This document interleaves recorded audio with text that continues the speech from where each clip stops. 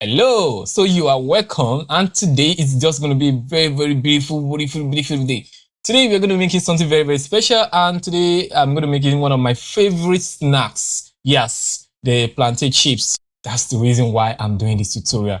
I've made a few ones like the meat pie, the donuts, even the akara and the buns. Do you see my akara buns? Very, very good, very delicious one, but at the time I was doing this thing, I wasn't recording, so I have nothing to prove to you. But today I got my reference of a plantain chips, and today I'm going to be making plantain chips. So let's jump right straight into it.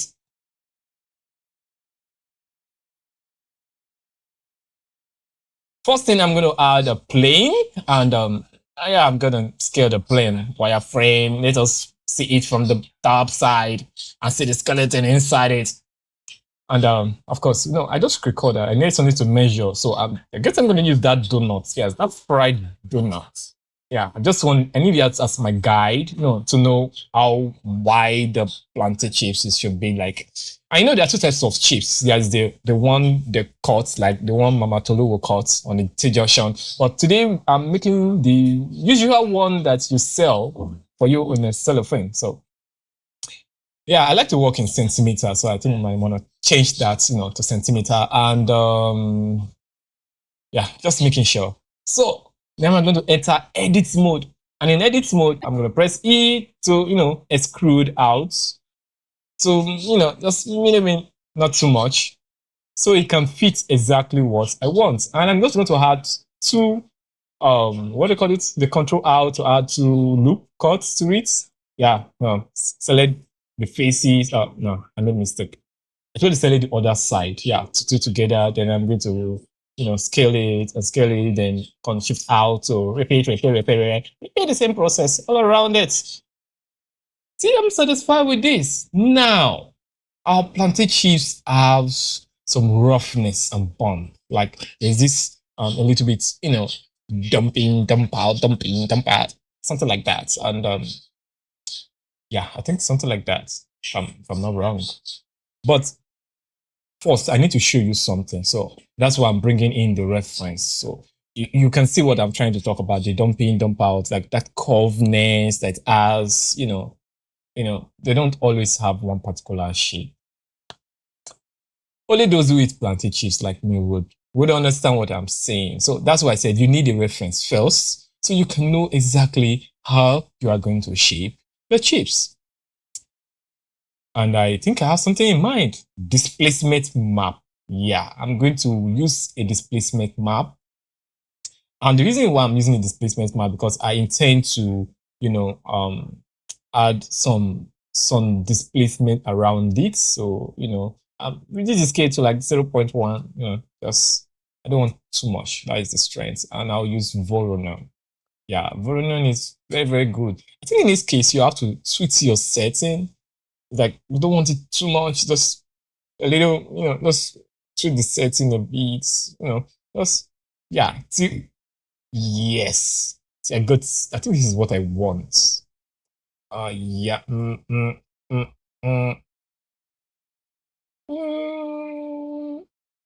Yes, I'm okay with this. I'm okay with this. I mean, this works so fine. This works so fine to me. So you see what I'm saying? Aha. This is what displacement map can give you.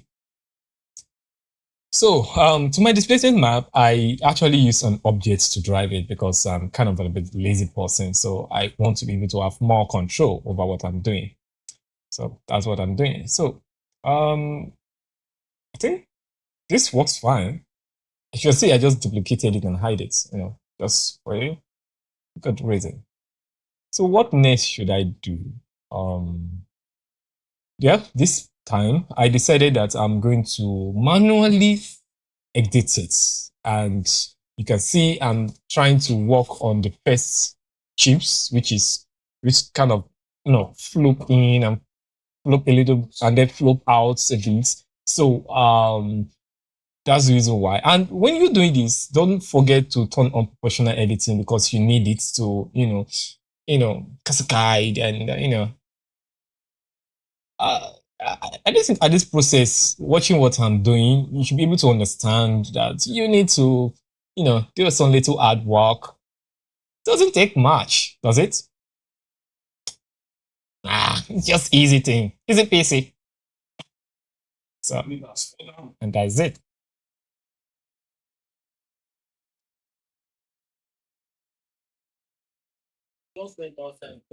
Now, I was having issues. I think this is why I need to hide that part because if you're wondering what I'm doing, because while I'm trying to use professional edits, I'm having issues with the other part. So I needed to hide it so that, I can work fully on where I need it. So now I've Alt H to bring it back. So it won't give us any issues at all.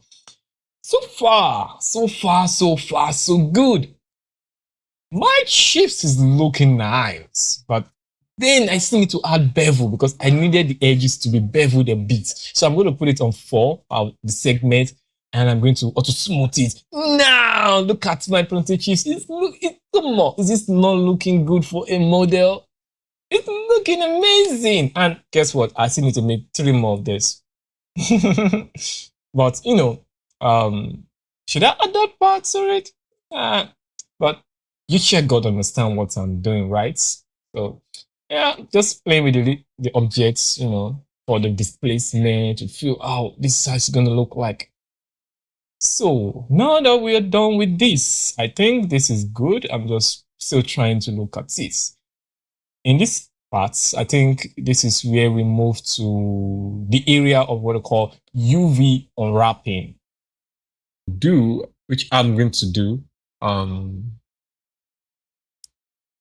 Now this is another section part, and this part is what we call UV unwrapping. So it's like, breaking down your mesh into plane surfaces so that you can texture them.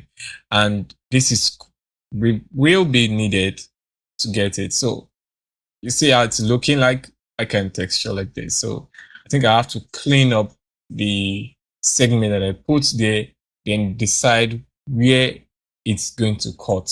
And yeah, I have to move the middle one, then put it at both sides. And it's not kind of looking like what I want. I think I might just want to add some loop cuts. Okay, let me just keep doing that.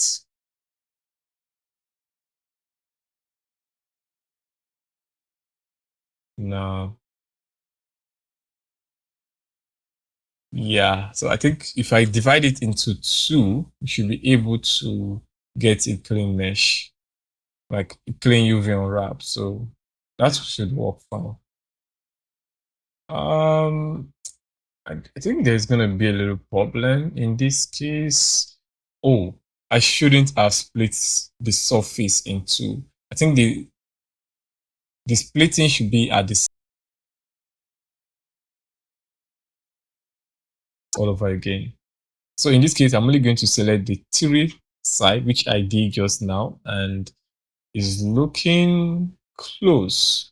But that one is too long, so I think I might have to do it at the other side.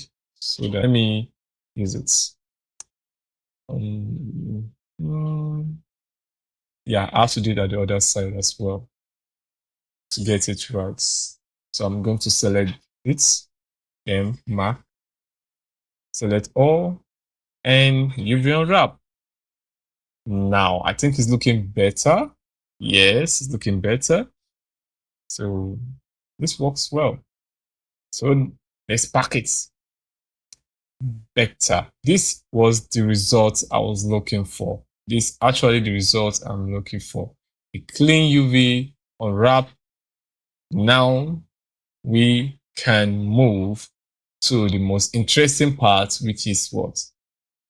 Texturing. And I believe this is why you click on this video. Now I'm going to using an image called Image Upscaler. It's it's free. I'll just upload my image there, but it's not showing the before, but at least you can see the after. So I'll just go ahead and download it.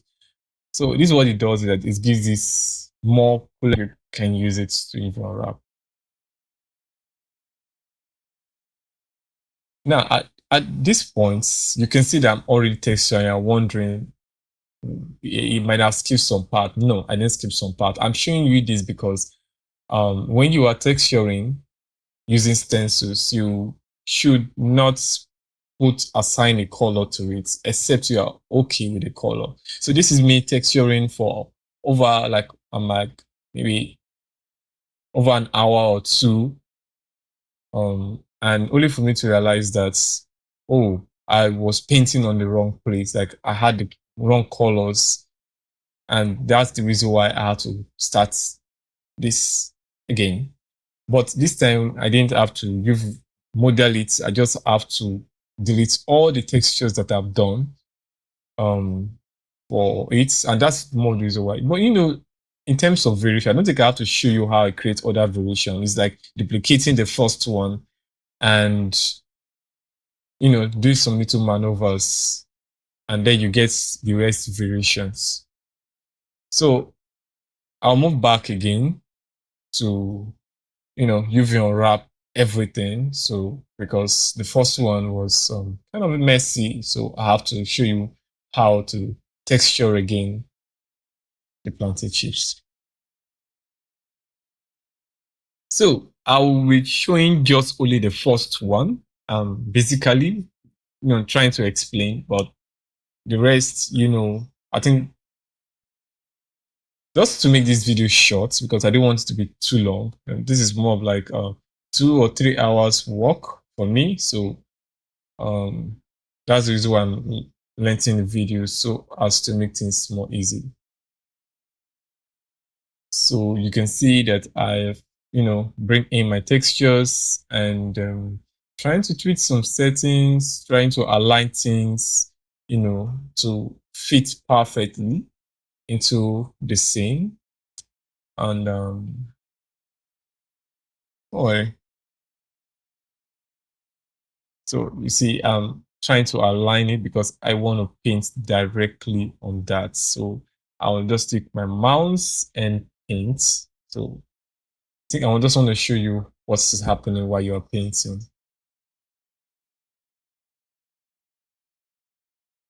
Then you realize that the first one, the color was on yellow, but you see that now when I wanted to start all over, I had to put it white because when you're using image to paint, especially when you're using stencils, it is important that you keep the color to be white because when you put your colors in a different color, it's going to paint that color upon your stencils, like on that image which you are stenciling on. So it's important to put it white. But when you're using other brushes, which I'm going to use in this tutorial, then I can choose the color that I want and I can paint on top of it.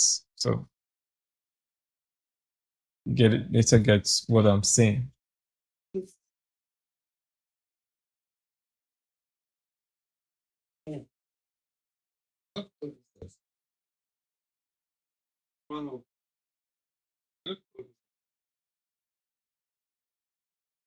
Yeah.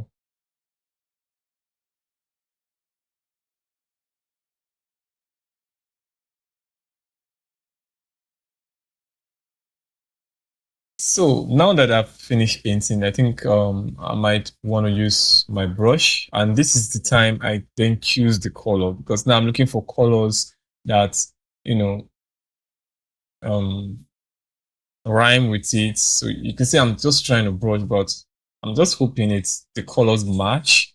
The colors match each other so that's, and I think it's not truly match, but almost close. So I might just have to change the color a bit. So yeah, the color is matching well this time. Yes, yes, yes, yes, yes. So I have these two colors, the yellow and the dark yellow. So I'm just going to be switching with my X to switch between these two colors. And I'm using that very brush. If you need the brush, I can drop it. It's a free brush. I took it from Photoshop and I'm using it to paint. So this is a process that might take you maybe like an hour, I think. Or let me just let me not be too or let me say maybe 40 minutes to paint one, then 40 minutes to paint the other, and then you're done. But it depends on how fast you are in this process. So the video is on fast forward mode because I think you might just want to watch how it's done, rather than keeping it too long and stretching the length of it. So once one is done, the other ones can be also be done. And yeah, just gonna copy. So, but mind you, while you're trying to do this, make sure that you rename the text, the images, so that the first one had just the name, I think all name that is story just had the name that I needed for it to have. And the second one,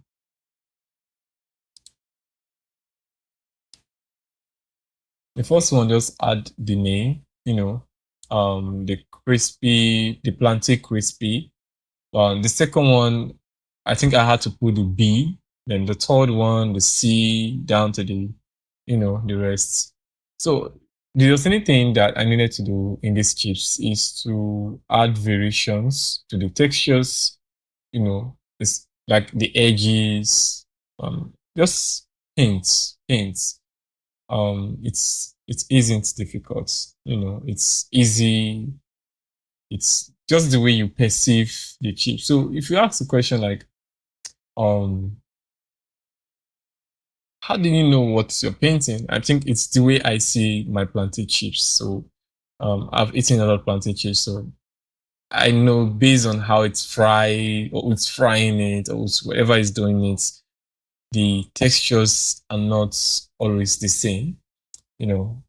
Except if you have gone to a place and you see plantain chips and like, oh, everything's looking the same, but they're never the same. So just based on what you are seeing, how you perceive the colors, the textures, or let me see, how would you like your plantain chips to be fried?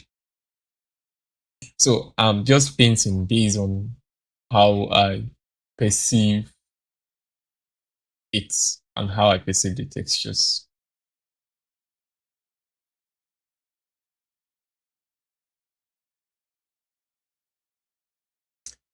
Pretty much, I think I'm done with this first one. So just have to move to the next ones. And this same thing, just the way we did with the first one, you also need to repeat the same process for the next one, and then you're done.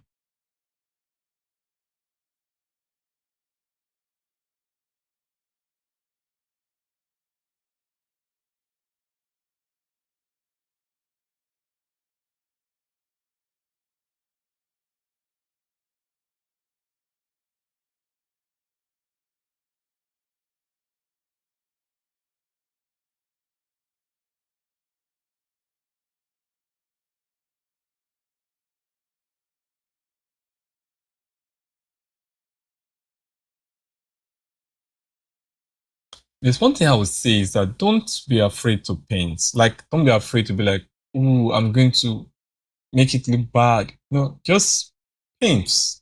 Like, paint for once. And the more you paint, no, the more you just become good in it. So, yeah, just don't be afraid of the brush. And I think there's a good way to hold the brush, but maybe someday I might just do a video like how to hold your brush, something like that. But I just know that one thing is that you need to paint. And if you're asking, I'm using a graphics tablet, so I'm using a very simple graphics tablet. I think that's just the Neon Aspiro X. I think Aspiro H60 40p. I'll put it in the description down. So you just don't need an expensive one, just something small and paints. And for those who ask, can you use a mouse? Yeah, it's possible. But you're always going to be changing the strength value all the time for every single thing that you're painting. So that's just the only difference.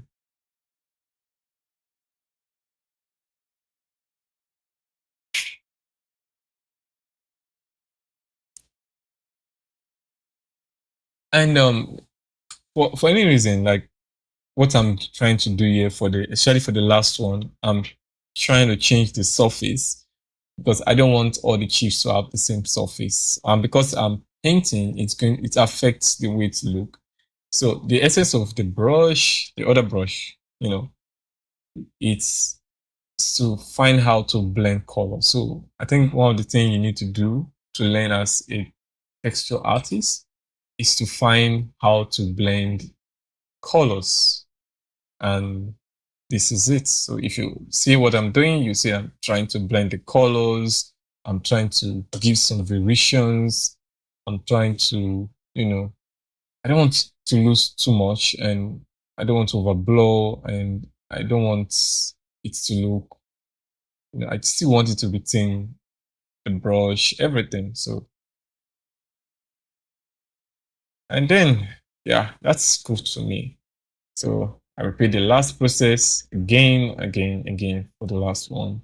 And it means I have to save it and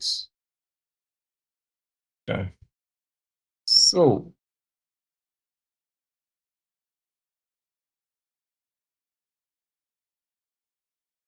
and like I said, I also want variations on the surface. So I don't want all the surface to look the same.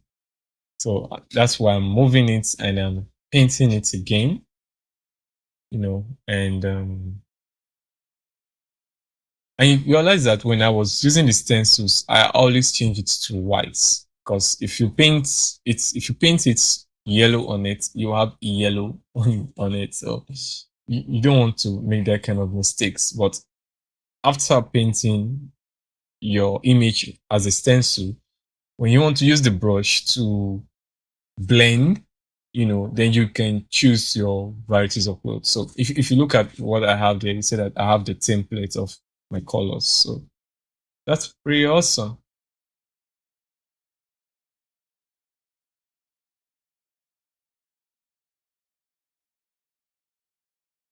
So I'm back to my brush and yeah, I've changed back to my colors so I can then let's blend this together. So the thickness of the brush matters as well as um the size, you know, it also matters. So just play with it and have fun.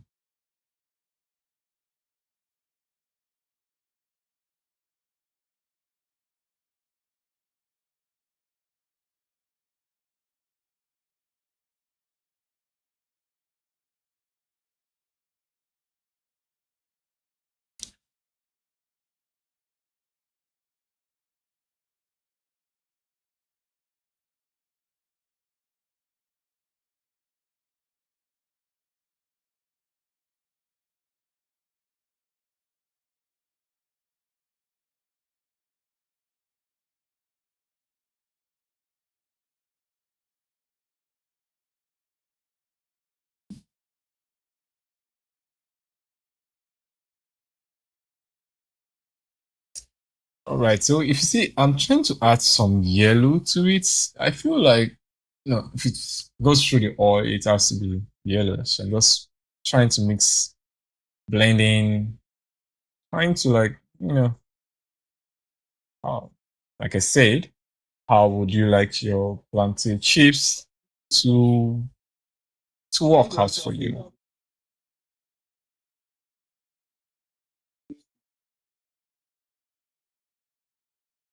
I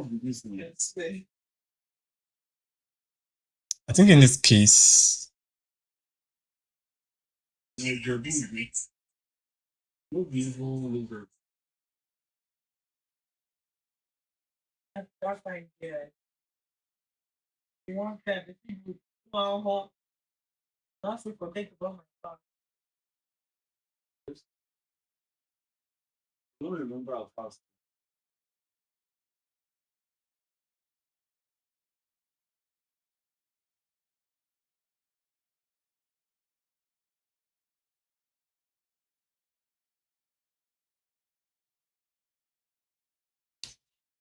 for this last one, what I'm trying to do is I actually want it to look more brownish because I think the few ones I've done were not that kind of brownish. So this shade has more of a brown, especially at the edges, to make it look more like it's over fried.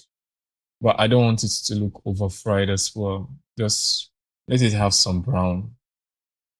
So pretty much I think we're done with it, and this is what the final result looks like. So and I think this was awesome. So